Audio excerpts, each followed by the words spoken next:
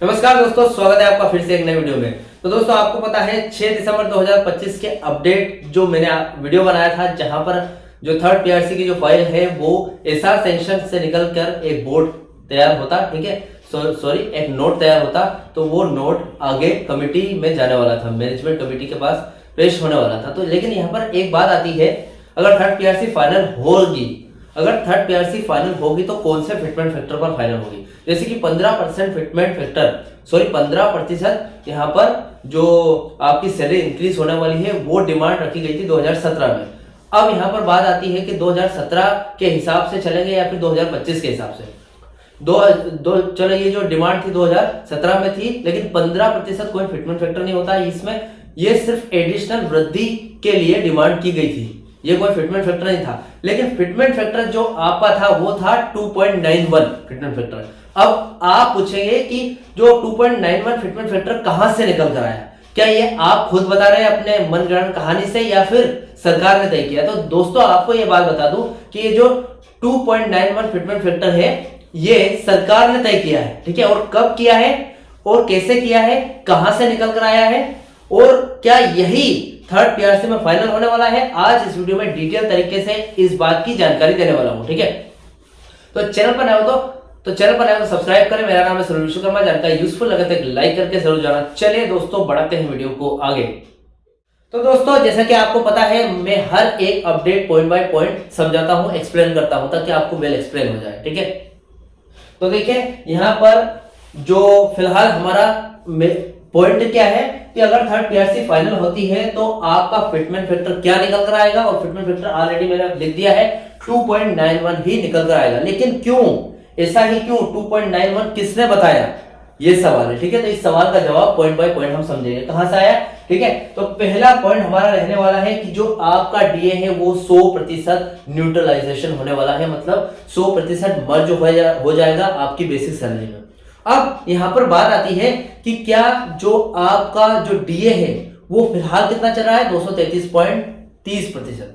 और पहले यानी कि 2017 पे से, जब 2017 के टाइम पे जब थर्ड पीआरसी फाइनल होने वाली थी तब आपका डीए कितना था, 119.5%। तो कौन सा डीए मर्ज होगा, और जैसे कि 2025 में 233.3% था और 2017 के टाइम पे 119.5% आपका डीए था। तो कौन सा डीए मर्ज होगा, और अगर मर्ज होने के बाद कौन सा डीए मर्ज होगा, आज इस पॉइंट में ये समझेंगे, ठीक है। उसके बाद सेकंड पॉइंट आता है एडिशनल बेनिफिट पेंशन। जैसे कि जो आपको एडिशनल बेनिफिट पेंशन क्या क्या मिलेगा और कितना मिलेगा। जैसे कि डिमांड क्या थी, 15% की थी, तो 15% के अलावा और कितना बढ़ाया गया है इसको, और एडिशनल बेनिफिट क्या क्या मिलेंगे वो आज इस पॉइंट में आपको बताऊंगा। उसके बाद तीसरा पॉइंट आता है हमारा फाइल की स्थिति क्या है। सबसे ज्यादा सवाल, सबसे ज्यादा कमेंट यही आती है कि बताइए फाइल की स्थिति क्या है, मतलब जो फाइल 6 दिसंबर 2025 को उड़ी थी, मतलब वहां से उड़ी थी वो कहां पहुंची है। ऐसा सेक्शन में नोट रेडी होने के बाद क्या कमेटी के पास गई, मैनेजमेंट कमेटी के पास गई या नहीं।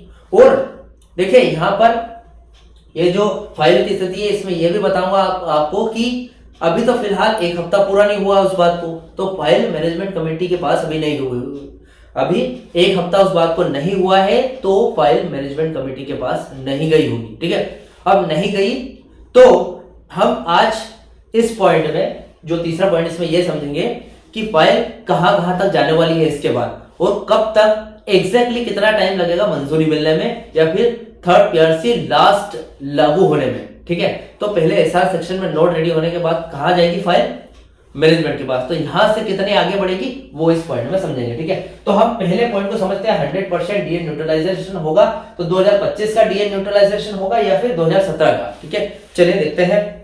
तो देखिए दोस्तों 2.91 फिटमेंट फैक्टर कहां से आया, इसको गहराई से समझते हैं पहले, ठीक है। 2.91 फिटमेंट फैक्टर एक मनमाना नंबर नहीं है, ये कोई मन से नहीं बता रहे हैं। यहाँ पर यह एक वैज्ञानिक गणना पर आधारित है जो सुनिश्चित करती है कि पुराने वेतन और नए वेतन के बीच एक तार्किक संबंध बना रहे। यह गणना दो मुख्य घटकों पर आधारित है, ठीक है। देखिए पहला तो हमारा पॉइंट है 100% डीए न्यूट्रलाइजेशन होगा, अब ये जो 200% डीए न्यूट्रलाइजेशन है, ये आज के टाइम पे आपका जो डीए चल रहा है यानी कि 233.3% नहीं, बल्कि 2017 के टाइम पे 119.5% जो डीए था वो डीए न्यूट्रलाइजेशन होगा। आप खुद सोचिए, अगर डीए हमारा जो आपका डीए है वो 233.3% अगर आपकी बेसिक सैलरी के हिसाब से वो डीए मर्ज कर दिया जाए तो फिटमेंट फैक्टर तो इतना हो जाएगा 5.0 से भी आगे निकल जाएगा आपका फिटमेंट फैक्टर। इसलिए सरकार ने जब इसकी जो प्रभावी तिथि थी यानी कि प्रभावी डेट थी 2017 के टाइम पे होना था आपका थर्ड ईयर से लागू, वो नहीं हुआ, कोई बात नहीं, लेकिन 2017 के टाइम की जो डेट थी उसी के हिसाब से जो आपका डीए चल रहा था वही मर्ज होगा आपकी बेसिक सैलरी में, ठीक है, यानी कि 119.5%। फिटमेंट फैक्टर का पहला और सबसे बड़ा हिस्सा पुराने वेतन को 1 जनवरी 2017 की स्थिति के अनुसार पूरी तरीके से महंगाई के प्रभाव से मुक्त करता है। 1 जनवरी 2017 को डीए कितना था आपका, जब डीए थर्ड पीआरसी की सिफारिश से लागू होनी थी यानी कि 2017 के टाइम पे, उस समय महंगाई भत्ता जो डीए था आपको 119.5% चल रहा था, ठीक है, मतलब 119.5% आपकी बेसिक सैलरी का कितना होता है उतना मर्ज होगा, ठीक है, मतलब कर्मचारी को उनके मूल वेतन पर 119.5% डीए मिल रहा था। अब कैलकुलेशन जोड़े तो इस पूरे डीए को मूल वेतन में मिला दिया जाता है जिससे डीएनएस पे कहा जाता है, ठीक है। अब आपका पुराना मूल वेतन यानी कि 100% था, अब वो 20,000 30,000 40,000 कितना भी है, 100% में आप जो 1/1/2017 के टाइम पे जो डीए था उसका 119.5% जो आपका मूल वेतन बेसिक सैलरी थी 100%, उसका जैसे 20,000 हो तो 20,000 का 119.5% कितना बनता है, उसको दोनों को मर्ज करेंगे तो जितना भी परसेंट बनेगा वो देखना है। तो 100% में 119.5% मिलाएंगे तो कितना बनेगा 219.5%, या फिर अगर फिटमेंट फैक्टर के हिसाब से जोड़े तो 2.95 इतना बनेगा, ठीक है। लेकिन हमारा फिटमेंट फैक्टर तो 2.91 है, ये कैसे निकल कर आया वो देखते हैं। देखिए यानी 100 का मूल वेतन डीए मिलाकर 219.5 बन रहा था, यही आपका पहला बेस फैक्टर है, ठीक है। अब यहां पर एडिशनल बेनिफिट भी क्या मिलेंगे वो देख लेते हैं, जो कि सरकार से कर्मचारी ने 2017 के टाइम पे डिमांड की थी कि 15% हमें बेनिफिट मिलना चाहिए, तो वो 15% फिटमेंट फैक्टर नहीं था, वो एडिशनल बेनिफिट था, ठीक है। तो वो भी देख लेते हैं, क्योंकि देखिए यहां पर अभी ना 2.91 निकल कर नहीं आया है, पूरी जानकारी के बाद निकल कर आएगा वो भी बता दूंगा आपको, ठीक है। एडिशनल बेनिफिट यानी कि वेटेज, ठीक है, वेतन पुनरीक्षण यानी कि पे रिवीजन सिर्फ महंगाई एडजस्टमेंट नहीं होता है, यह कर्मचारी को उनके प्रदर्शन और समय के साथ हुए विकास के लिए एक अतिरिक्त लाभ देता है, ठीक है। अब यहाँ पर थर्ड पीआरसी ने सिफारिश की थी कि कर्मचारियों को महंगाई न्यूट्रलाइजेशन के बाद 15% की अतिरिक्त वृद्धि मिलनी चाहिए, मतलब डिमांड ये की थी कि आपकी जो महंगाई भत्ता है वो अगर आपकी बेसिक सैलरी में मर्ज हो जाएगा, जैसे कि थर्ड पीआरसी लागू होगी, तब वो 2017 के टाइम पे लागू होने वाली थी लेकिन नहीं हुआ, लेकिन होगी, और जब डीए और आपकी बेसिक सैलरी मर्ज होगी उस टाइम पे सरकार अपनी तरफ से 15% एडिशनल अतिरिक्त मतलब राशि देनी चाहिए, अतिरिक्त बेनिफिट्स मिलने चाहिए कर्मचारियों को, ये डिमांड की थी। अब यहाँ पर देखिए अतिरिक्त बेनिफिट कितना था 15%। अब इस 15% आपकी सैलरी 15% थी, उसका फिटमेंट फैक्टर निकाले तो 1.15 होता है, ठीक है। अब 1.15 अतिरिक्त वृद्धि आपको दी है सरकार ने फिटमेंट फैक्टर के हिसाब से। अब यहाँ पर जो लास्ट कैलकुलेशन करें तो फिटमेंट फैक्टर के अंतिम कैलकुलेशन दो जो निकल कर आए हैं उनको गुणा करके किया जाएगा, ठीक है। एक तो आपका बेसिक सैलरी में डीए मर्ज हुआ था तो हमारा फिटमेंट फैक्टर 2.95 निकल कर आया था, और यहाँ पर अतिरिक्त वृद्धि का फिटमेंट फैक्टर 1.15 निकल कर आया, तो इन दोनों को गुणा कर देंगे, इन दोनों का गुणा कर देंगे तो हमारा क्या निकल कर आया था 2.195 का गुणा, यानी कि देखिए यहाँ पर डायरेक्ट कर देते हैं, यहाँ पर जो हमारा निकल कर आया था 2.195 का इंटू गुणा हम कर देंगे 1.15 से, ठीक है। तो इज इक्वल टू क्या निकल कर आएगा हमारा 2.5245 कुछ ऐसा निकल कर आ रहा है, ठीक है। दोनों का गुणा करेंगे तो देखिए दशमलव के बाद, जैसे ये जो दशमलव होता है इसके बाद दो संख्या मान्य होती है ज्यादा से ज्यादा, इसके बाद ये जो अदर जो संख्या है ये मत जोड़ो, मतलब कोई दिक्कत नहीं है। ये जो 2.52 है ये हमारा फिटमेंट फैक्टर निकल कर आया है, ठीक है। जो फिटमेंट फैक्टर है ये निकल कर आया है हमारा 2.52। ठीक है, अब यहां पर बात करते हैं, फिर भी हमारा जो मेन फिटमेंट फैक्टर है यानी कि 2.91 कैसे आया भाई, ये तो निकल ही नहीं रही है। ठीक है, आप यही पूछोगे ना कि कैसे आया, ये तो आप निकाल के बता ही नहीं रहे हो। देखिए यहां पर बात ये आती है वेट 2.91 कहां से आया है। थर्ड पीआरसी की लास्ट रिपोर्ट में इस गणना के आधार पर और गोल करके राउंडिंग ऑफ फिटमेंट फैक्टर को 2.91 निर्धारित किया गया था, यानी कि सरकार ने अपनी तरफ से किया है। ठीक है, मतलब ये जो कैलकुलेशन से तो 2.52 निकल कर आया था, मतलब 2.5 फिटमेंट फैक्टर निकल कर आया था, लेकिन सरकार ने कुछ अपनी तरफ से इसको बढ़ाकर 2.91 कर दिया है ताकि कर्मचारियों को ज्यादा दिक्कत ना हो। लास्ट में 2.91 का जो असली मतलब है ये है कि आपके 2017 के मूल वेतन में महंगाई को पूरी तरीके से मिला दिया जाएगा और उसमें कितना बन जाएगा 2.195 बनेगा, और उस पर पर्याप्त अतिरिक्त वृद्धि यानी कि 15% से अधिक जो वृद्धि है उसको मिलाकर 2.52 बन जाएगा, और लास्ट में सरकार अपनी तरफ से कुछ फिटमेंट फैक्टर पॉइंट्स मिलाकर उसको 2.91 कर देगी। ठीक है, अब 2.91 कैसे आया, आई होप आपको पूरी तरीके से समझ में आ गया होगा।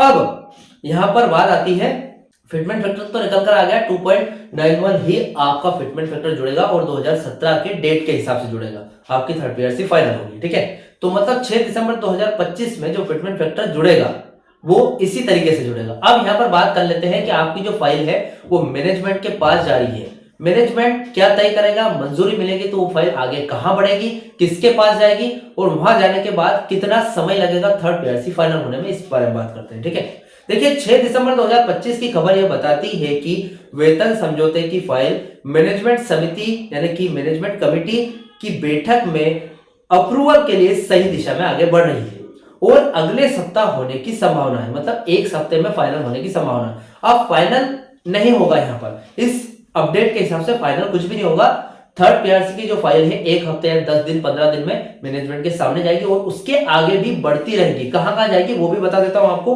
देखिए क्योंकि आज 12 दिसंबर 2025 यानी कि शुक्रवार है, ठीक है, तो मैं ये जो वीडियो बना रहा हूं 12 दिसंबर है और खबर में अगले सप्ताह का उल्लेख है। ठीक है, यानी कि 10 दिन 15 दिन मान सकते हैं, 20 दिन भी हो सकता है। तो न्यू प्रगति के हिसाब से लेटेस्ट प्रोग्रेस क्या होगी, प्रबंधन समिति की बैठक होगी, मैनेजमेंट की जो बैठक है वहां पर क्या हुआ वो देख लेते हैं। देखिए अभी तक कोई अनाउंसमेंट नहीं हुआ है कि मैनेजमेंट की बैठक हुई है या नहीं, जो अनाउंसमेंट होगी मैं वीडियो बनाकर जरूर लेकर आऊंगा, लेकिन अगर होगी तो क्या होगा, वहां पर कमिटी में फाइल आगे कब बढ़ेगी और कहां कहां जाएगी वो बता देता हूं अभी। ठीक है, देखिए फिलहाल संभावित यहां पर स्थिति है 6 दिसंबर 2025 के बाद आने वाले सप्ताह यानी कि 8 दिसंबर से 12 दिसंबर के बीच में यह बैठक होगी या फिर इससे 15 दिसंबर तक ये बैठक हो सकती है।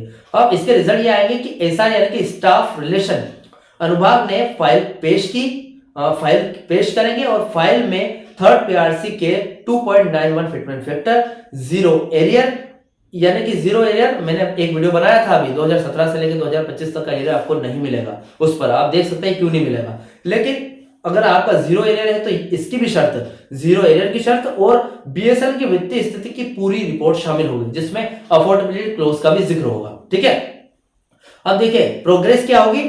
मैनेजमेंट कमेटी ने संभवतः मतलब मैनेजमेंट कमेटी ने इस प्रस्ताव को अपनी मंजूरी देंगे, उसके बाद इसे अब आगे बोर्ड के पास भेजने की सिफारिश होगी। ठीक है, यह एक बहुत ही बड़ा कदम होगा उनके लिए। ठीक है, मतलब अब मैनेजमेंट कमेटी जब इस बात को पूरी समझ लेगी कि फाइल एकदम कंप्लीट है और सब तय कर लेगी कि ठीक है, ठप्पा लगा देगी वहां पर, उसको उसके बाद बोर्ड ऑफ ऑफिस में भेजा जाएगा, बीएसएनएल के जहां पर कारपोरेट ऑफिस वगैरह जहां पर भी भेजा जाता है। ठीक है, अब बोर्ड की मीटिंग में क्या होगा, बोर्ड ऑफ डायरेक्टर मीटिंग में अगला चरण क्या होने वाला, अगला कदम मैनेजमेंट कमेटी से मंजूरी मिलने के बाद फाइल अब बीएसएनएल बोर्ड ऑफ डायरेक्टर की बैठक के एजेंडे में शामिल होगी। ठीक, उसके बाद फिलहाल संभवतः टाइम कितना लगेगा, कितना समय लग सकता है। बीएसएनएल बोर्ड की बैठक अक्सर मासिक आधार पर होती है क्योंकि यह इतना महत्वपूर्ण मुद्दा है कि तो जो मैनेजमेंट है इसे जल्द से जल्द शायद दिसंबर 2025 के अंत तक जनवरी 2026 के पहले सप्ताह में बोर्ड के सामने रखेगा। ठीक है, तो हो सकता है जनवरी या फिर फरवरी भी आ सकता है, मतलब मासिक आधार पर होगी तो 1-2 महीने तो लग सकते हैं उसका डिसीजन तय करने में। फिर भी बोर्ड के पास ये अधिकार नहीं है कि उसको फाइनल कर दे। अब भी आगे जाएगी, देखिए अब 1-2 महीने के बाद भी ये फाइल अंतिम अप्रूवल यानी कि लास्ट अप्रूवल के लिए एक बार बोर्ड ने इसे मंजूरी दे दी तो फाइल डोट यानी कि डिपार्टमेंट ऑफ टेलीकम्युनिकेशन के पास अंतिम सरकारी मंजूरी के लिए भेजी जाएगी। ठीक है, अब देखिए यहां पर जो न्यू अपडेट है 6 दिसंबर 2025 की न्यूज के आधार पर यह मान सकते हैं कि फाइल ने एक महत्वपूर्ण चरण यानी कि मैनेजमेंट कमेटी के पास जाएगी और मैनेजमेंट कमेटी के पास जाएगी और यह लास्ट चरण यानी कि बोर्ड उसके बाद डोट में अप्रूवल के लिए आगे बढ़ेगी। ठीक है, अगले कुछ हफ्तों में इसका अनाउंसमेंट हो सकता है कि फाइल कितनी आगे बढ़ी है। ठीक है, तो फिलहाल ये अपडेट थी फिटमेंट फैक्टर के बारे में कि जो आपका 2.91 फिटमेंट फैक्टर कहां से निकल कर आया मैंने बता दिया है। इसके बारे में कोई भी आपके डाउट क्वेश्चन वगैरह तो मुझे कमेंट बॉक्स में कमेंट कर सकते हैं। और फाइल की स्थिति अभी ये मैनेजमेंट के सामने पहुंची नहीं है, मैनेजमेंट के पास अभी पहुंची नहीं है, कमेटी के पास नहीं गई है। अभी जो अनाउंसमेंट होता है मैं वीडियो बनाकर जरूर लेकर आऊंगा, लेकिन कहां जाएगी, कितना समय लगेगा, हो सकता है कि जनवरी, फरवरी या फिर मार्च में थर्ड पीआरसी फाइनल हो। ठीक है, तो इस वीडियो से रिलेटेड कोई भी डाउट क्वेश्चन वगैरह तो मुझे कमेंट बॉक्स में कमेंट कर सकता है। वीडियो अच्छा लगा तो वीडियो को लाइक कमेंट से जरूर करें। मिलते हैं दोस्तों नेक्स्ट वीडियो में। सी यू सून।